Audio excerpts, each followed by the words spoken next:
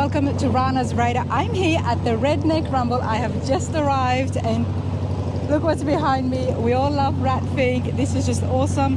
Got no idea what it is. It looks like a tea bucket, but I'm going to have a chat with Ed Roth and get a lot more information on the Outlaw.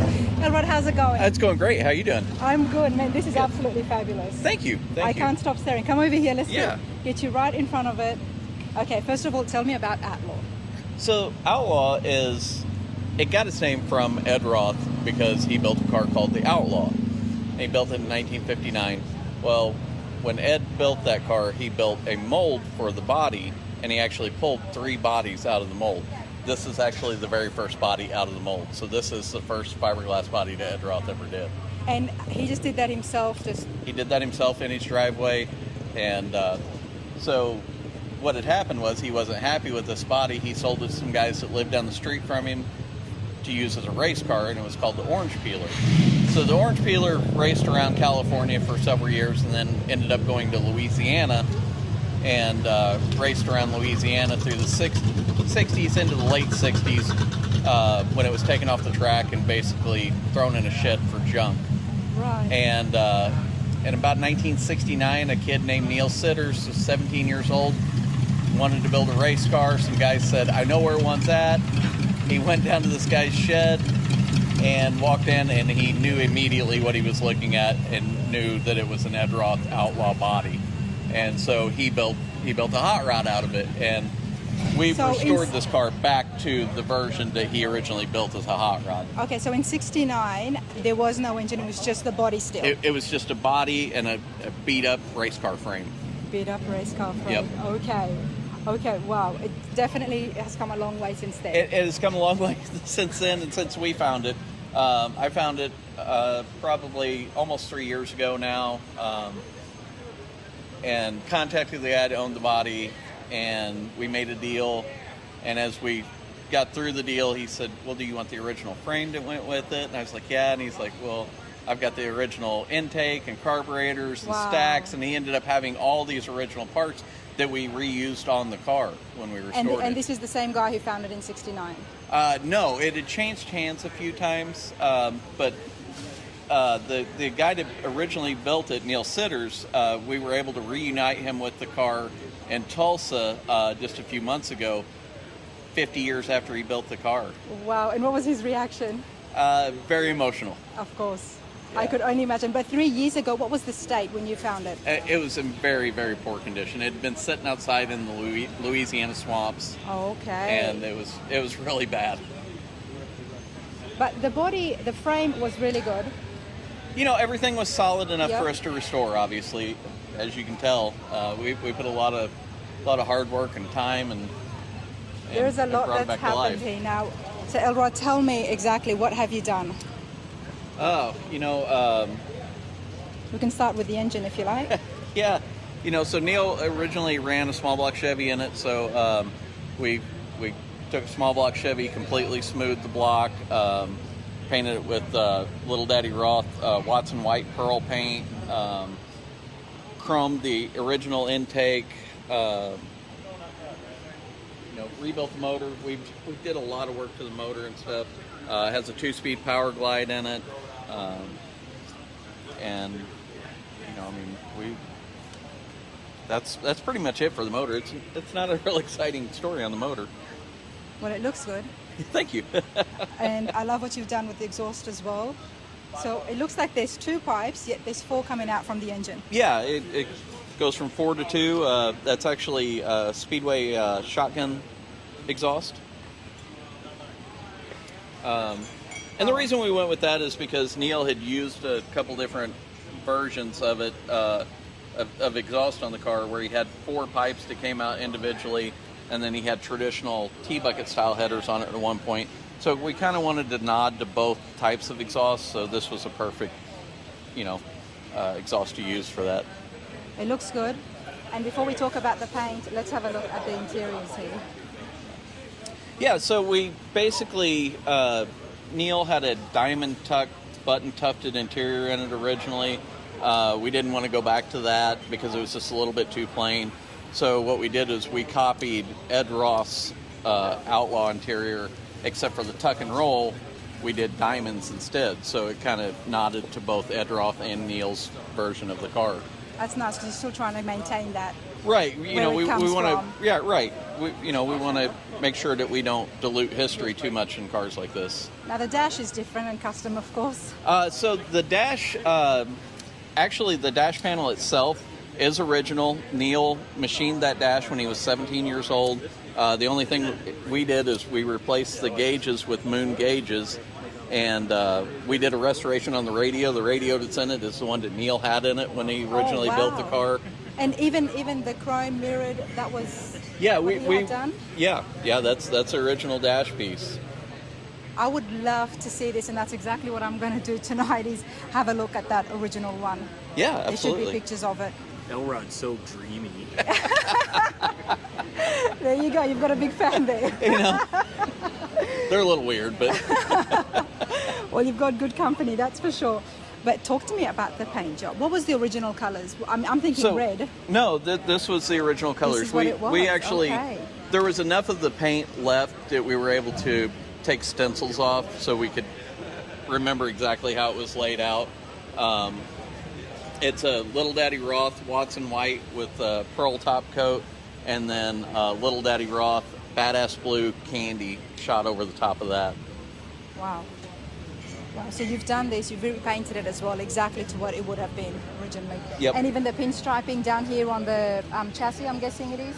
Yeah, so we embellished that a little bit. We did a little more pinstriping than what was done on it originally, but, you know, we wanted to doll it up just a little bit. From a distance, you would think it's a tea bucket. You know, I mean, the car was influenced by a tea bucket, you know, so it's technically it is a tea bucket. Yeah. So what would you say? I mean, obviously, Ford, what? What's that? We are what, a Ford 32? The closest thing it would be like a 23 Model T Ford, but it's all custom. The only Ford part on it really is the 32 Ford shell, and the frame is actually started out as a Ford Model TT frame that was modified by Neil when he built the car. All right, so where does your fascination fit into all this?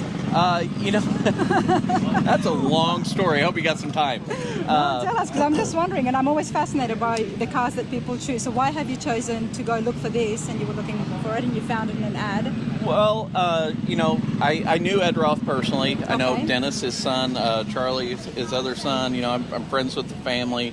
So, you know, I've had a Roth connection for a long time. I grew up admiring the cars that Ed built, and just the 60s show car scene in general. I'm just a complete nerd for that stuff. And so I've got a couple Roth trike bodies and a lot of original Roth art and stuff like that. But I never thought I'd find a Roth car because they've pretty much all been found.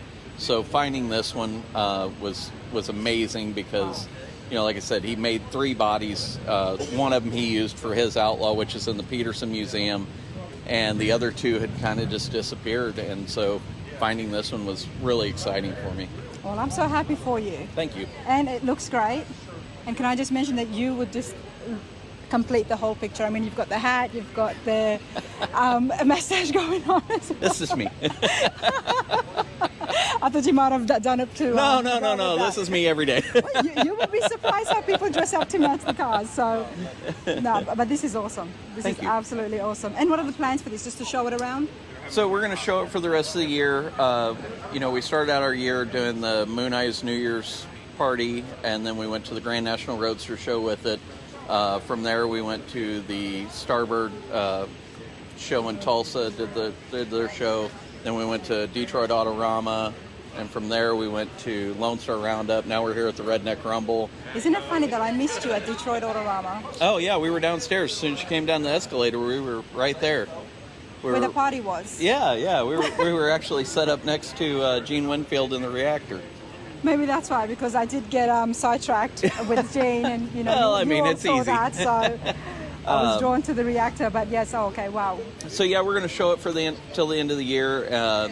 Then most likely the car will be up for sale, where hopefully it will go to a museum or you know, a collection where the public still gets to see it, and we'll build our next car. And any ideas what that would be? You know, I've got a few ideas in my head. We already do tribute cars to the Munsters cars. Okay. So, you know, we do build those cars. So if you ever see Butch Patrick, Eddie Munster out on the road with one of his cars, that's us. Okay. Well, I did see the Dracula's car as well. Yeah. And what was the other one? The carriage, the Munsters the carriage? Munsters coach. The Munsters coach, Yep. Yep, we're building a new coach for Butch right now. And so, you know, we always have one of those in a constant state of build. But as far as crazy 60s style show car, like I said, I've got a few ideas in my head. We'll see what comes. We'll see what it comes, and we'll see where I'll find you next. Yeah. But hey, this has been awesome. I appreciate it. Hey, thanhanks so much. Thank you. All right, everybody. So we've been covering classic cars, rat rods, and trucks, and I'm learning so much about the American classic cars. But one other thing that I'm learning about and absolutely loving it is the culture behind the classic cars and some of the characters. Yep. Gary, tell us a little bit about what you do and what you used to do. Well, I'm an artist. I used to work with Ed Roth. That's how I started out. At 9 years old, I bought his first catalog. And I said one day, I'm going to draw like Ed Roth. Lo and behold, I ended up working with him for 13 years. Wow, so you were 9 years old. Yeah, when I bought the first catalog. Absolutely love that. And you knew exactly what you wanted to do. Yeah. And how did you get involved with Ed Roth? I met him through Steve Stanford, an artist out of California. He worked in Utah, and he said, I've got Ed over there if you want to meet him. And I thought, Ed Roth? He says, yeah, and I went, no, there's no way. Sure enough, he said, he's over there. Go meet him. Take your book of your artwork and go meet him. And I ended up going over there and talking to him. He said, can you draw Rat Fink? And I said, sure. And he says, okay, meet me in Provo, and I'll give you a piece of artwork, and you can start.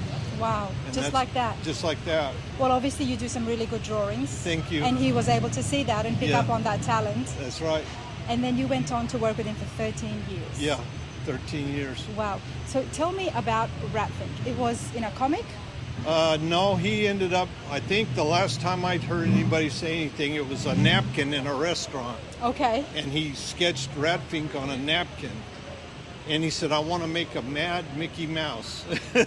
Yes, I've heard that one as well. That's Yeah. because last time we were looking at it, it was where that's did the how the idea come character- from? yeah. Mad Mickey Mouse. Because at the time, Mickey Mouse was big. That's Big, when it was, yeah. Oh, was yeah. happening. That was in 59, I think. Yeah, when Walt Disney had launched it. So it's come a long way. Yes. Because now we see Ratfink and Trixie. Yeah, I can Trixie. see on my shirt. We see it everywhere. It's obviously big with the Ratrod community here, with the Redneck Rumble as well. Yes, ma'am. And then you've got the Outlaw car, which we had a look at. But Gary, you still do these amazing drawings. Yes, ma'am. And it's so nice because you're keeping this alive. Yep. As part of the classic cars, that culture as well. Yeah. And you love it. Well, what surprises me is there'll be young kids like this come over here and go Rat Fink. And I'm like, you all know Rat Fink? Yep. And it's just kind of emerging in that culture because a lot of the young kids are more into the fast foreign cars. Yes. And hot rods are kind of like, yeah, they're not interested in that. But I try to keep this alive, doing Let's what have a I look. do. Yeah. Let's have a look.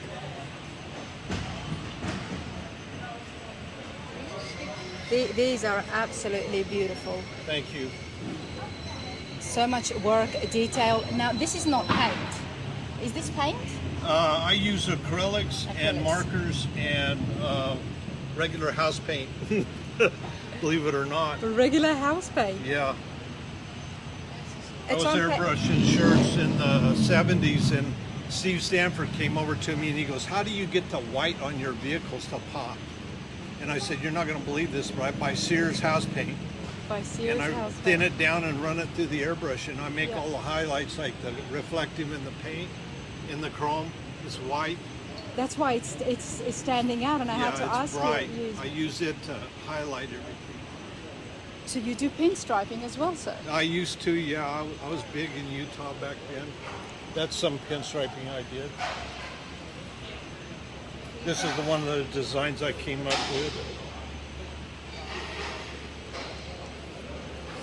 Wow, very cool. Now, people who want to get involved, so many folks out there. Would you go and do paint on their car? Yeah, I used to do the car automotive paint. Okay. And I got real sick doing that. Okay. And I had to back off of that. And then the interest started getting a little bit more towards the artwork than Yep. the cars, because the cars were so involved money-wise. Yes. I wasn't making enough money to really keep it going. Where the artwork to me is better produce. Better produce. Yeah, I can get people to pay for it, and Yeah. it doesn't kill me or them. That's true. So, that's Well, I mean, it's a lot more bigger platform, obviously. yes. With Oh, a yeah. car, it takes yeah, more time I do as well. actually do illustrations for people too. And you do illustrations. Yeah, they'll say, "Can you do this car?" And they'll give me a picture of it, and then I'll take it home and draw it. This is very cool. We're going to get some of your contact details, but just wanted to show some of the work that Gary's done here. I mean, I'm seeing it in person. I hope my camera does it justice. The gravel on the road there, Yeah, that was a trick of my own. it's very different. Yeah, I wanted it to look like the asphalt at the drag strip. Yes. And I took black ink and gray acrylic in my airbrush and thinned them down and turned the air pressure down real low. And I just kind of went like that with it, and it speckled it. You make it sound easy, but of course Yeah, it's not. It's No, not it's at not. all. No. To get Many this hours. look, and it just stands out, you know. I mean, the first thing I saw, obviously, you know, you've got the dragster, the funny car there, cool Ratrod, but then that asphalt, that gravel is really sticking out. Thank you. And Yeah. that's nice. How long do you think it takes you to make an artwork of something like of man. this size? Like this one here, it took me a lot of sketching, and then actual black line, it took me maybe 8 hours to black line it. All right, Gary. So one of the questions that I asked you is, so many things change throughout time, Right. and I'm guessing in the art world might be similar as well. So I said, right. how were the artwork, the illustrations done when you were with With that. Yep. Yeah, he would send me little pencil sketches about, 2 or 3 inches big, and say, "Oh, can you do this for me?" And I'd end up blowing it up on an 18 by 24 Bristol board paper. Wow. And then I would lightly pencil that design on there, and then I'd go back with a brush and ink and do the design. And then somebody else would do the color. Yeah, the silk screening. Okay. Yeah. But a lot of them wasn't just black ink. No, Nothing. we did black and white shirts for years, Okay. and then he come out with the color, and that's where it all started evolving. Now this is very interesting. Yes, ma'am. So obviously, rest in peace, Ed Roth. In 2001, he passed away, but you made this. Now tell us, there is so much happening here. Yeah. So that's Ed, I'm guessing. Yes. And you've got It's Lonesome Without You. Yeah.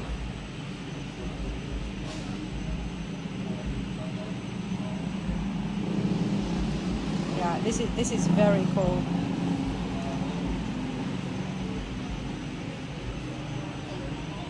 Very cool. I always thought that maybe there was a comic book with Rat Fink and the Right, he adventures had that comic books. He did have comic books. Yeah, he had another artist by the name of Sloan Okay. doing the comic art.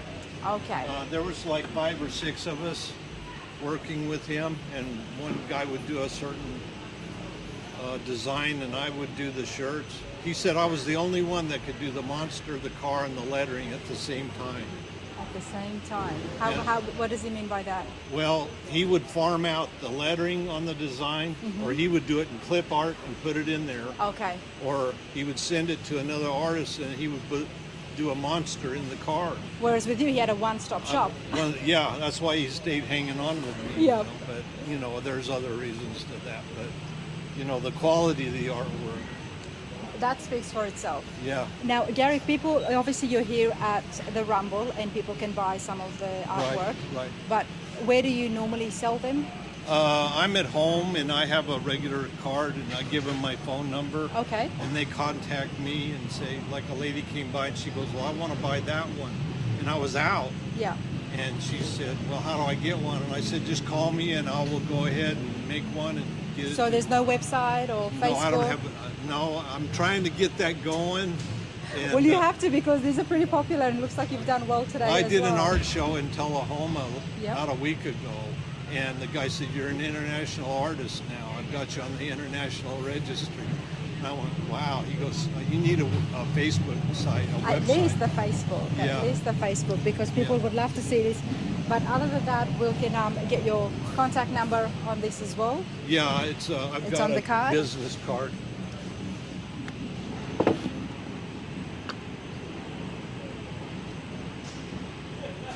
Yeah, let's have a look. So for you guys out there who are looking to get some of this work or get something even custom made Right. of your own car or truck or rat rod or custom build, whatever it is, to give Gary a call. Yes. Thank you. You can have that one. if you I'll want. have that, yep. Yes, ma'am. Well, I appreciate this so Thank much. you, yes. Thank you. Thank you for your time. Thank and you.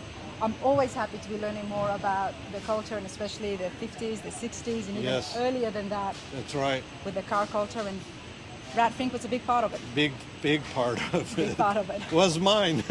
It was your time. Yeah. Well, you're on Rana's radar. What classic car do you like? Oh man, I like them all. I like 30s models, 20s, 40s. I grew up in that era, Okay, and I love lead sled Mercuries, 50 Mercs. nice. Yeah, I always wanted one, but I just could never afford it. They're a lot of money, but that's my era. I love that. Any of those kind of cars. You like those cars? Yeah, 55s, 56. Nice. It's always a good time. Yeah. Thank you so much, sir. Thank you so much. Thank you. All right, hey, thanks. Dennis Roth, everybody. We're continuing with Ratfink as I continue my journey in learning more about the culture, the classic cars culture, and we can't talk about that without talking about Ratfink. Now, sir, tell me about your dad. Oh, well, when I was a kid, I think it was the same year, 63, as my dad did that new artwork for Hell's Angels, you know, the Death Head. He designed a little rat. So, and the rat probably became a little iconish to the hot rod industry, you know what I mean? But I told Dad later on in life, I go, what do you think more people have seen, the Rat Fink or the Hell's Angels logo, you know, worldwide? So how did that come? You know, I wondered about that. I said, and we talked about being in competition with Disney. Well, see, my dad hung out with the San Bernardino Hell's Angels, and so this was probably 63, Dougie Pooh and Buzzard. We made posters of them when I was a child and sold those posters. Tiny, Terry the Tramp, what have you, Sonny Barger. But, you know, it ended up my dad and them had a falling out. But early in 63, well, you can see Buzzard's first tattoo. It just was a helmet with 3, like, lightning strikes coming out. And then Dad designed it so it had the really big wing and, you know, the skull you see today. Right. You know, the death that day. Of course. So, but my dad got a little involved so much with Hell's Angels that Revell, the model company, dropped them. But the history on this car is, this is the first Revell model that came out as a hot rod. So my dad made a few bodies because him and my mom in 1959, 60, they wanted to sell a few bodies. They hadn't signed the contract with the toy company yet. But when they signed the contract, they didn't want any more of these cars out. They didn't want everyone to have an Outlaw. Yeah. Because now they're selling 1 million models a year of this car. Wow. My mom and dad are making royalties in 1960, just killing it. And this was happening alongside with, of course, doing the illustrations and the pictures and the development of Ratfink. Yeah, well, they tried to develop it later on. See, that was just one in many series of hot rod things we did. Cluster Buster, Mother's Worry. But that one was probably the one that took off the most. And then it kind of died down. And then when Dad was working at Knott's Berry Farm, he did the album cover for the Stray Cats, you know, with the Stray Cats all sticking out of the 32. Yeah. And he put a little Ratfink on the back. Well, so many people called, you know, Knott's Berry Farm, they wanted Ratfink stuff again, but it's just so popular, and it still is. I mean, so many years Yeah. on now, you know, it's passed away, but it's still popular. People still like it. They want to see it on the. We see Are you from Ratfink. Australia? Yes, I am. I knew it. Where at? Let's stick to this job. Okay. Okay, I'm trying. Okay. The first time I'm ever going to actually edit an interview. Usually my interviews are never edited, but I can tell you more about myself after. No problem. Okay, Dennis. Okay. So yes, Ratfink was Very popular, and it still is. Yeah, so it was like in the beginning, my dad just airbrushed shirts. Him and Ashai, they would just airbrush Ratfink on a shirt. But what happened was, then it got so popular that we made the first silk screen of Ratfink. And this is back in the day when you had to cut the emulsion with the X-Acto knife and then transfer it to the silk before you could just put the photographic emulsion on there and burn it in. So that was one of the first screens we had, that and Wild Child and Race. But Ratfink became, like, I think, an icon to the racers because it was everywhere, like drag races, you know, Bonneville, everywhere we went to sell them. They all just loved it. And along with the plastic German helmets, those years of that was just, you know, heyday for my mom and dad. He was just a very busy man, and he was also a very creative man. Yeah. So not only with the but see, my artwork, dad, but he did the cars as well. Yeah. Well, here's the deal. My dad didn't do any artwork. Okay. That's what everyone thinks. But see, my dad's art came out in the cars at night. My dad hired Dave Mann, Von Dutch, Ed Newton. Robert Williams worked at the shop since I was 10 years old. Wow. You know, Robert Williams was my dad's head artist for 5 years. And Ed Newton was there for about a year. But my dad always said in his book, too, he was a good producer. Yes. But my dad's artwork came out at night, like when we built these cars. So when all those guys went home at night, at 6 o'clock or 5, whenever they checked out, that's when me and my brothers and my dad went in the back and we built these cars. Because we built them all in, you know, like what they would call, you know, it took us a year to build a car. Because we built them all out of plaster and fiberglass. But you couldn't hire no one to do that. So like me and my brothers would mix plaster and fiberglass and, you know, make these cars. So you've had a big hand in making. Oh yeah. I mean, you've got the Outlaw behind you, but you've had a hand as well in making these cars. Yeah. This car, my dad put my little brother in when he had to watch him after school. Wow. But I was mixing plaster for the original Beatnik Bandit, right through to the yellow Beatnik Bandit. They both sit up at the National Auto Museum there in Reno. Wow. It's so fascinating, honestly, because like you said, a lot of people would think that he would have done the illustrations, but he was the man behind the idea. Yeah. Now we met Gary, who worked with Ed for 13 another years. guy. Yeah. Yep. So we had a good interview. You guys get to see him and find out exactly how he was involved. But I just find it fascinating. Okay, Little Mick, what did he do? Oh, Little Mick. He did the coloring? He made T-shirts for us and airbrush stuff. Yeah, and he's right down there in Brisbane, I think it is, isn't he? In Australia? Yeah. There you go. Yeah. Little Mick is a good friend of mine. I just had him come down to Winter Sun and all that stuff. Well, Dennis, what do you do now then? Well, after Dad died, I built a couple of cars, and then I started a metal flake factory. Okay. And I make the paint, like the paint this is painted with. I make the candies now, clear metal. But I started out with metal flakes. Now I do base coats and everything. So I have a complete line of flake. You're still in the cars. And cars, yeah. You're still in the cars. Yeah, I'm a little old to build real big cars, but I built a little, tabletop Beatnik Bandits and stuff. Nice. For pedal cars for kids. And getting to that age where Dad was, where your back isn't as good as it was. You know what I mean? But you've got so many memories, and not only that, you get to see your dad's work and his ideas, whichever car show you go to. Yeah. Ratfink is, it seems like everywhere, just like Clay Smith's Woodpecker, George Striegel owns that, and Dean Moon's at Moon Eyes, Shiggy and Chico own that. And then the Mormons on the Ratfink. It's part of history now. Yeah. And it's going to stay here. It's not going anywhere. I just tell everyone that RF stands for Roth Flake.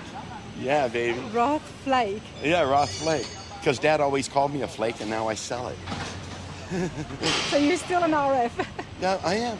I'm a Roth Flake. Wow, this is pretty cool, man. Thank you so much. Appreciate this. All right.